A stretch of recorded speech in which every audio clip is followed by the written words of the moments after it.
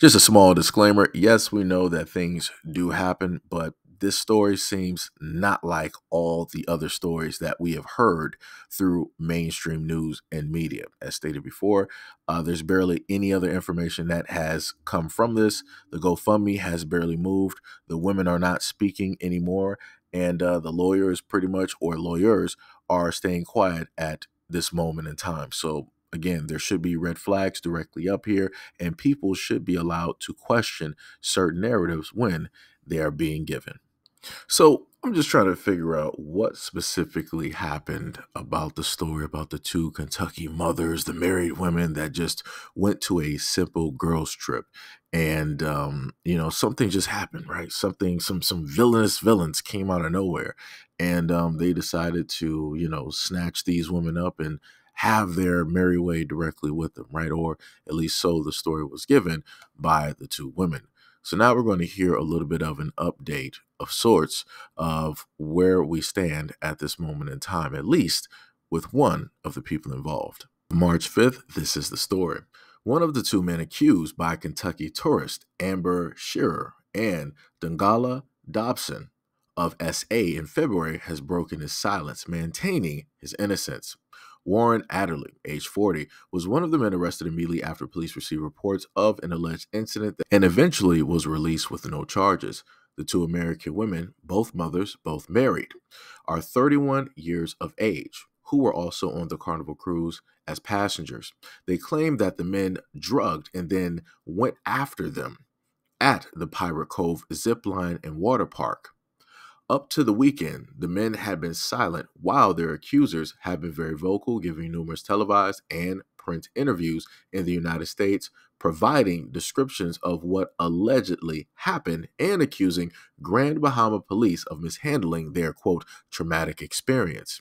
But in a live Facebook post on Friday, Adderley shared his version of what transpired, referring to the women by their first names. Adderley stated that the trio chatted and shared personal tidbits about themselves, from birthdays to occupations and marital statuses. Quote, "So that's how we got very friendly. That's how I got caught up with them." He also stated that in the report that he was able to give both of the women's birthdays. He stated, "When we talked, we found out that we were Leos, August born." He also stated, "We met in the restroom first, and then later, one of the women told me I have to finish what I started." He said that is when they went to a secluded area of the beach. Adderley maintained, "I kept telling her I didn't want to get in trouble." However, he stated that he gave in and they became intimate. Quote, "I never thought it would end up like this." Both men were fired from Pirate Cove, with management stating that in their statements there is a zero tolerance policy against fraternizing in any way with any of the guests. Prior to Adderley speaking publicly, a February 21st article in the UK Daily Mail gave an account of the incident and includes selfies of the women taken with one of the park's staff. The article also featured still photographs of Pirate Cove security camera footage, which was handed over to police for their investigation. The report did not mention how the footage was obtained by the newspaper. Grand Bahama newspaper reached out to Dobson and Scherer's attorney, Nicholas Gerson, for comment, but he decided not to reply. Do y'all see what I see? White people. Why the fuck you lying? Why you always lying? So here we are, right? We're able to hear the perspective, the point of view from a man that was a part of the whole scene, right? So let's just go to the images that we have here, right? So you have the nurse in the upper left-hand corner giving the sad face like, "Oh my God, I can't believe that this has happened. I don't really know what to say. This is the worst that I've ever seen." And amongst those pictures, they make sure to show you and give you the point of view that, hey, these women, they were happy-go-lucky. They were just, in a sense, single women, right? Because that's how they have it lined up. Single women on a girls' trip just minding their own business up until some ne'er-do-wells decided to come through and do some very deviant things, right? Some very abhorrent things, right? And you see the title, "Worst Quote I've Ever Seen." And then in the bottom portion of the left hand of the screen, you see the women, putting on their best performance. One is trying to put, the best makeup directly on to give the best appearance. I guess she listened to the lawyer. And the other one to the right decided that she just jumped directly out of the shower and was like, I'm about to do the interview this way. And when you periodically see the interviews, you tend to notice this type of dynamic that is, being used. They have, one that is going to be deemed or looked at a certain way, and then they have the other one that's going to be deemed and looked at another way, right? I'm not sure if the lawyers have done that or they decided to come by way and do that themselves. And then in the same image, you see in the right corner all three people together. But the thing is, you see one of the guys who has been defending himself for the longest time possible since the story has come out. And you see him with a very big smile on his face. And then you see another woman there with another large smile on her face. You can see how close they are, right? They're close, but not close at the same time. You can look at how close, how she's leaning into him. He's leaning directly into her, how his body is, shown directly in the picture. So you can pretty much tell that there is some familiarity that is there, right? So then when we go to the right side of the screen, you see all of the titles that the publications decided to run with, and none of which were trying to give a second account, none of which were trying to find any other evidence that may say otherwise, to what the women have stated, right? You see Kentucky women sent disturbing text to mom, Kentucky mom Amber and Dobson say that they, next one, Bahama Resort, where two moms say that such and such happened. Kentucky moms were such and such in Bahamas and treated by a nurse. Nurse who assisted alleged Bahama victims speaks out. Nurse recounts the worst scene I ever had to work after, the alleged Bahama incident took place. And as I stated to people before, if at any moment in time that they can create a narrative or a story, more specifically, a story that can be wrapped around, hey, this black individual did this, they're going to make sure to push and sell that. They're going to move it up until the wheels fall off. Obviously, the wheels fell off pretty early within the same month because as of March 8th, only one publication that I can find, pretty much put up another story. We're soon enough about to be in April. And there has not been any movement on this story at all. Even going back to the article, when the people who wrote that article for March 8th wanted to get in contact with the lawyer, nobody had anything to say.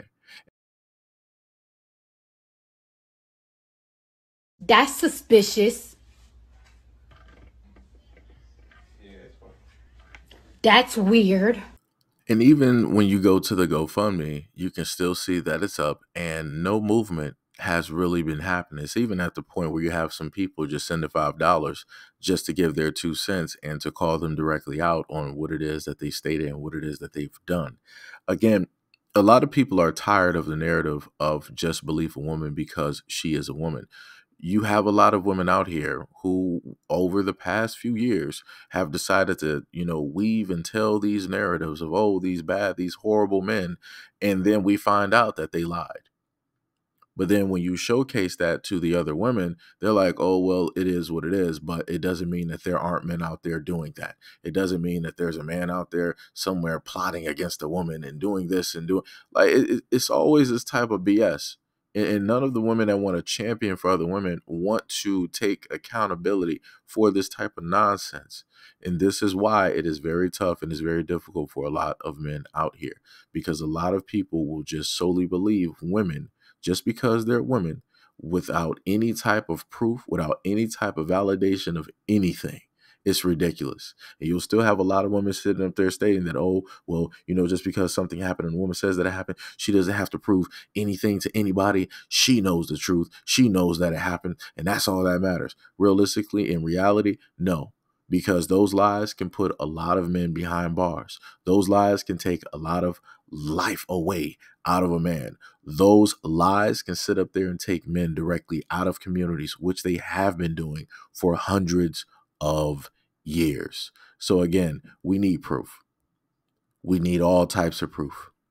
And as stated before, I believe the man when he said that this is a consensual thing that happened between two adults, and the married woman who decided to go on this excursion without her significant other, she ended up suffering the consequences. If she ended up catching something, it's because she decided on her own volition that she wanted to have unprotected relations with a whole other individual that she didn't know anything about at all. She didn't see a my chart. She didn't go to the doctor. She didn't do any of that. And again, I just have to ask again, why would two married women, happily married women, kids, white picket fans, all of that, why would they decide to go on a girls' trip by themselves? You wouldn't want to take your husband? No? Really? You decide to go on this girls' trip, the both of you by yourselves, alone, not in a group with other women? And okay, all right, whatever. Like I said before, and the whole narrative that they decided to spin, where it was like, oh yeah, we decided to, go off of base, and we went to this secluded area to go pick up some seashells for the kids. You could buy some seashells directly from home. You can go directly to eBay. You can go directly to whatever foreign website. You can go to Alibaba. You can go to Amazon. There's a multitude of places that you can go to get some seashells directly for your kids. You don't have to sit up there and go off base or to a secluded area with another individual that you don't know anything about. Like I said before, a lot of things in this story make zero sense. So I understand why it is that the lawyer and the two women have nothing to state at this moment in time, and why they are making sure to sit up there and keep quiet. I wonder how those lawyer fees are going to look at this moment in time once everything is said and done. I really wonder.